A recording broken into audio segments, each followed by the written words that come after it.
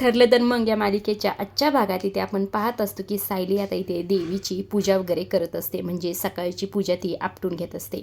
तितक्यातच खरं तर इथे आलेली असते कल्पनाला आल्या खरं तर सायलीला असं पूजा करताना पाहताना तिला खूप छान वाटतं. ती म्हणत असते की खरंच सायली, तू जेव्हापासून ह्या घरात आलीस ना तेव्हापासून या गोष्टीकडे मी अजिबात लक्ष द्यायची मला गरज नाही. खरं तर तू सगळं काही छान सांभाळतेस. तेव्हा इथे सायली म्हणते, अहो आई, मला हे सगळं काही करायला फार आवडतं, मला आवडतं म्हणूनच मी हे सर्व गोष्टी करते, असं इथे खरं तर सायली म्हटलेली असते.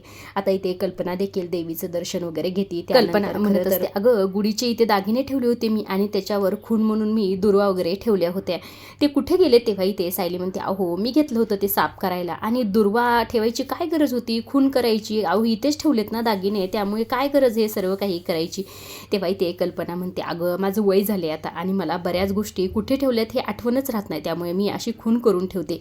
आता इथे कल्पना हे सांगताना खरं तर तिला लहानपणीची एक गोष्ट आठवते. ती म्हणत असते, अगं थांब, मी एक तुला सांगते. अगं मी माहिती आहे का, लहानपणी माझ्यासोबत कोणी भांडलं ना त्या मुलाला मी खरं तर कोपरा पोटात मारायची, असं इथे म्हटल्याबरोबर सायली म्हणते, हो आई तुम्ही अशा होतात, वाटत नाही खरंच. तेव्हा इथे कल्पना म्हणते, हो अगं अशीच होते आणि ही सवय माझी घालवण्यासाठी माझ्या आईने मला कोपऱ्यावर ही खून केली, चटका बसला तेव्हापासून ही माझ्या हाताला खून आहे, तेव्हापासून माझी ती सवयच मोडली, असं इथे कल्पना म्हटलेली असते.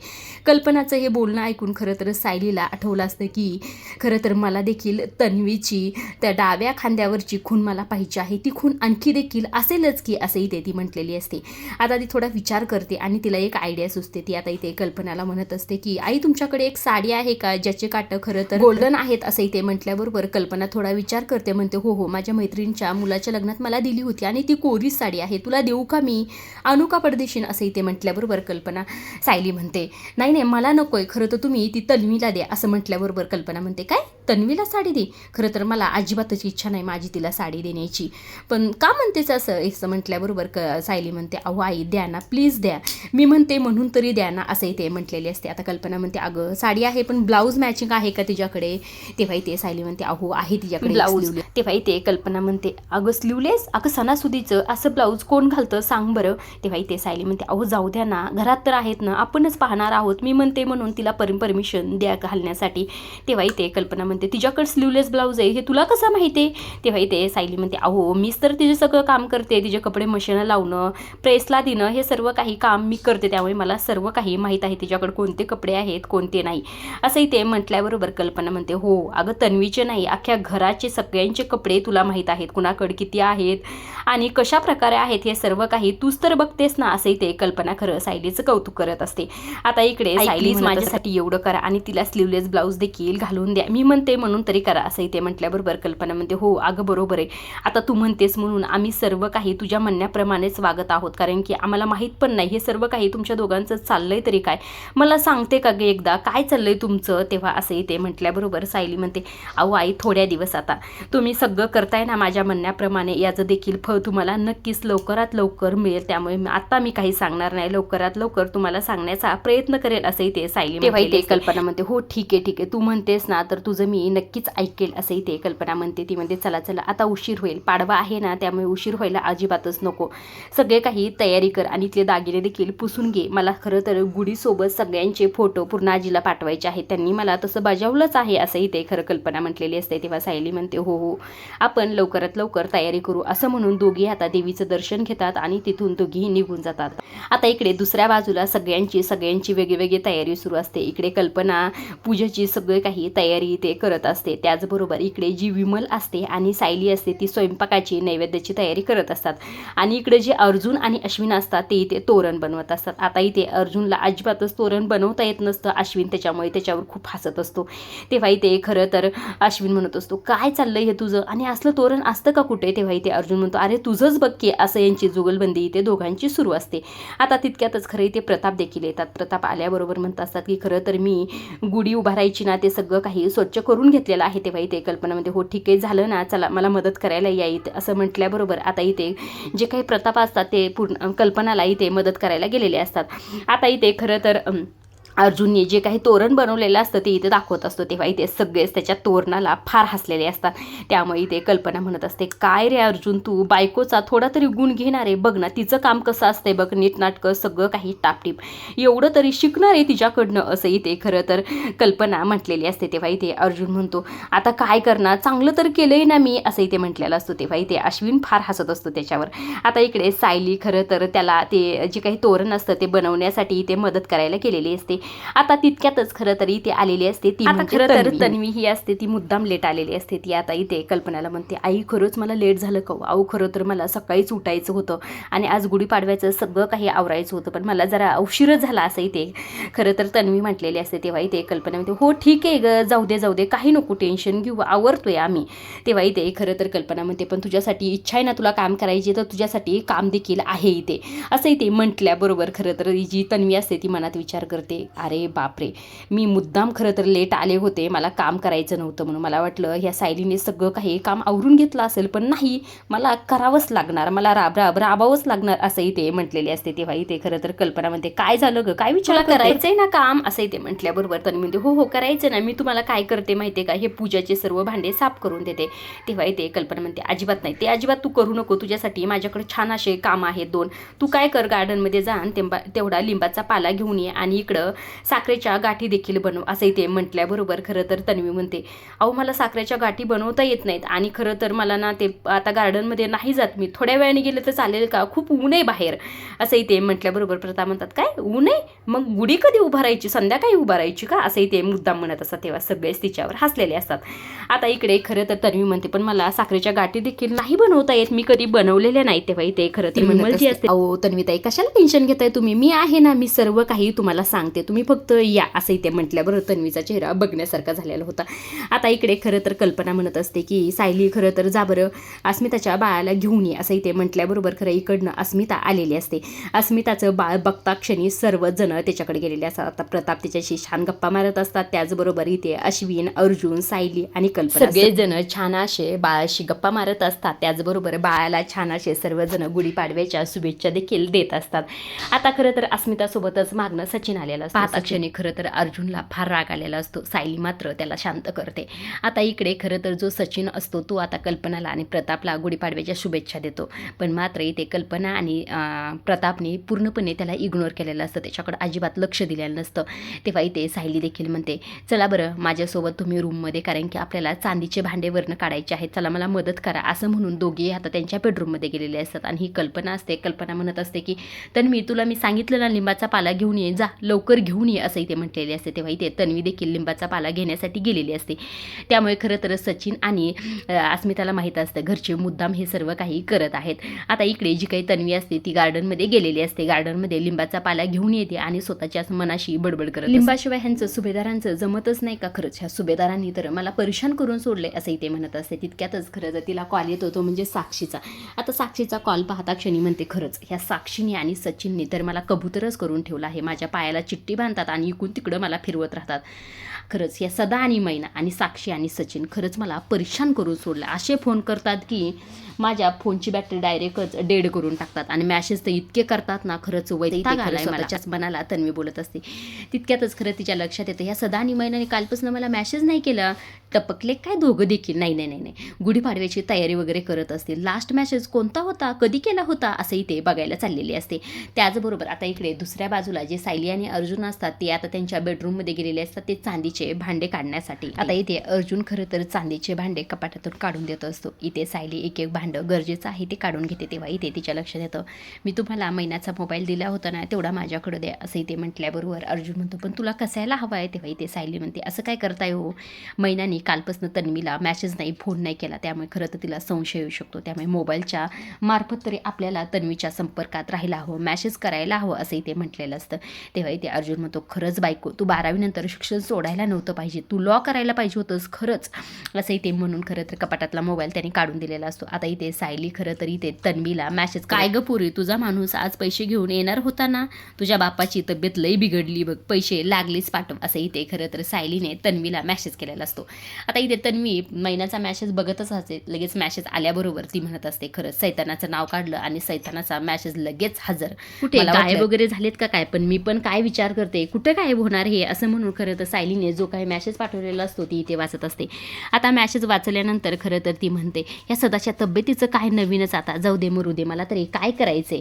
आता इथे सायलीच्या मॅसेजमुळे खरं तर इथे तन्वीला अजिबात संशय आलेला नसतो. आता तितक्यातच खरं तर इकडे अश्विन तिला आवाज देतो, लिंबाचा पाला घेऊन ये असं म्हटलेलं असतो. तेव्हा इथे खरं लगबगीने इथे जी काही तन्वी असते ती इथे गेलेली असते. आता इकडे दुसऱ्या बाजूला अर्जुन सायलीचं कौतुक करत असतो, तिला म्हणत असतो की खरंच बायको तुझ्याकडे लॉची डिग्री जरी नसली ना, वकिलाचं डोकं आहे, एवढ्या छोट्या छोट्या गोष्टी देखील तू लक्षात ठेवतेस. असं इथे म्हटल्याबरोबर सायली म्हणते हो मग आपलं जे काही मिशन आहे ना हे काही सोपं नाही आणि साधन आहे, त्यामुळे एवढ्या छोट्या छोट्या गोष्टी तर आपल्याला लक्षात ठेवायलाच हव्यात ना असं इथे म्हटलेले असते. तेव्हा इथे अर्जुन म्हणतो म्हणायला सोपं आहे पण तू करून दाखवतेस ना, असं इथे सायलीचं कौतुक करत असतं. तेव्हा इथे सायली म्हणते माझं कौतुक करणं बस करा, पण तुम्ही आजच्या आज खरं तर सदा आणि मैनाला भेटायला जाच, कारण की जे काही चॅलेंज दिलेलं आहे ना ते आज पूर्ण झालंच पाहिजे असं इथे सायली इथे अर्जुन म्हणतो नको काळजी करू, सर्व काही छान होईल, आपल्या मनासारखंच होईल. तेव्हा इथे सायली म्हणते एकदा काय सदा आणि मैना आपल्या सगळ्या गोष्टी ऐकल्या ना तर सर्व काही सोपं होईल आणि ह्या तन्वीचा पडदाफाश होईल असं इथे खरं तर सायली म्हटलेली असते.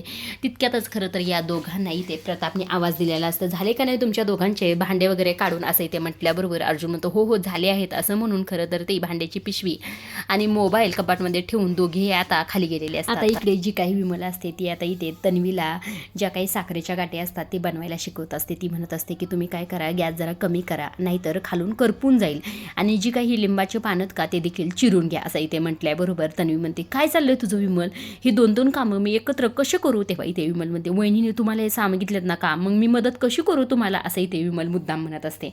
आता इकडे जो काही सचिन असतो तो अस्मिताला म्हणत असतो तू बोललीस का डॅडशी त्या पैशाबद्दल, अकाउंटबद्दल, बोल ना त्यांच्याशी. तेव्हा इथे खरं तर अस्मिता म्हणते काय चाललंय तुझं, अरे पूजा वगैरे होऊ दे ना नंतर बोलते मी. तेव्हा इथे सचिन म्हणतो पूजाचा काय संबंध आहे सांग बरं मला. तेव्हा इथे खरं अस्मिताला थोडं वाईट वाटलेलं असतं. तेव्हा इथे तितक्यातच त्याला फोन आलेला असतो. फोन आल्याबरोबर तो म्हणतो बघ वसुलीवाल्याचा फोन आला, मी त्याला काय उत्तर देऊ असं इथे रागातच तिथं चिडतच तिथून निघून गेलेला असतो.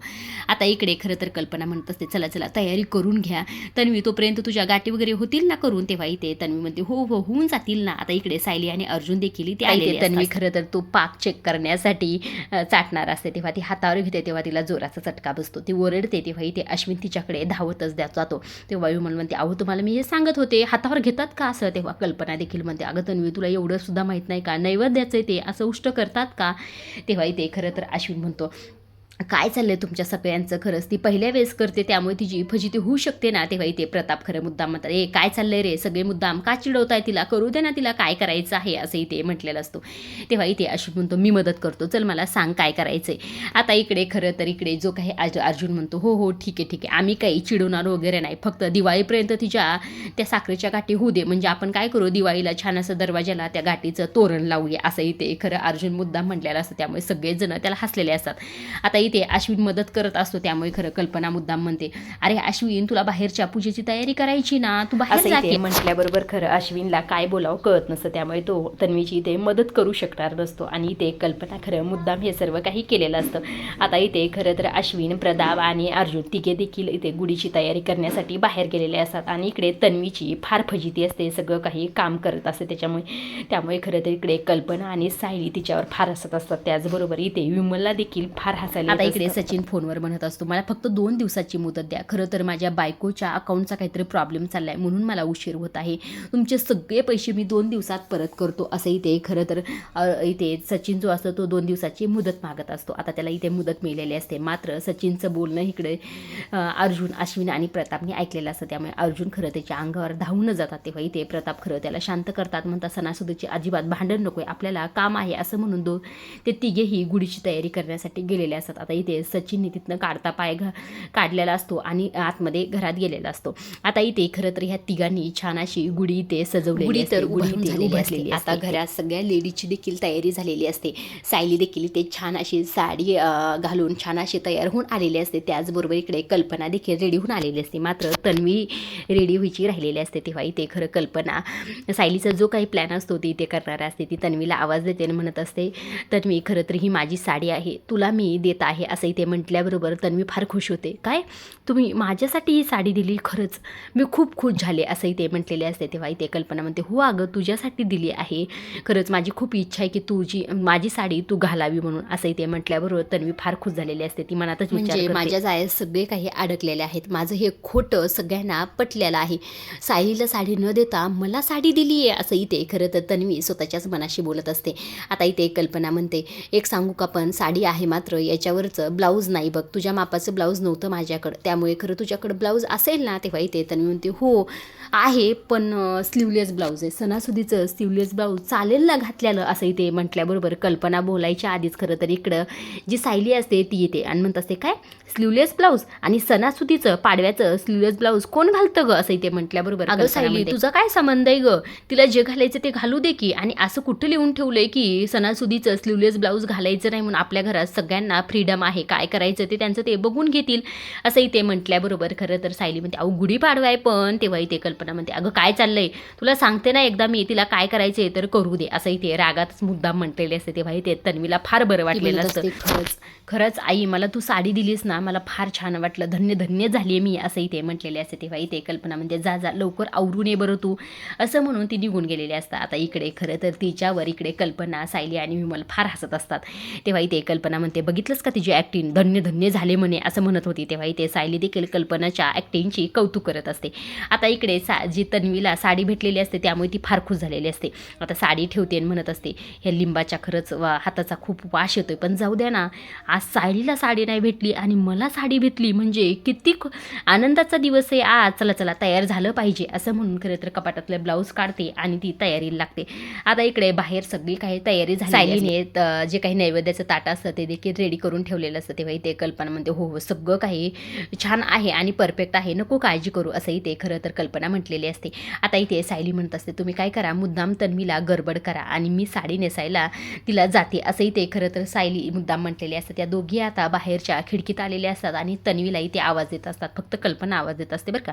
आता कल्पना म्हणते अगं तन्वी झालं का नाही तुझं, सगळ्याची तयारी झाली आहे, साडी नेसली का नाही असं इथे म्हटल्याबरोबर तन्वी म्हणते नाही आई मला वेळ लागतो जरा, थांबा थांबा येतेच मी असं इथे म्हटल्याबरोबर कल्पना म्हणते अगं सायलीला पाठवू का तुझ्याकडे, अगं सायली येते का गं जाते का गं तिच्याकडे असं इथे मुद्दाम ओरडून म्हणत असते. तेव्हा इथे तन्वीला विलाज नसतो, तन्वी म्हणते हो हो ठीक आहे पाठवा असं म्हणून आता इथे जी काही सायली असते ती तन्वीची साडी तिला नेसवण्यासाठी गेलेली असते. आता तिचा ते पाठीवरचा वन बघायचा असतो म्हणून ही सर्व काही प्लॅनिंग सायलीने केलेली असते.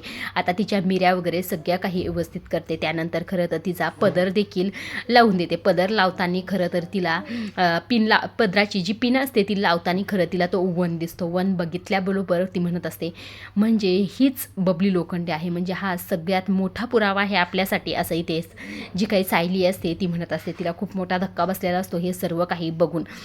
आता हे तन्वीला अजिबात काही कळलेलं नसतं, तिने कळून देखील दिलेलं नसतं.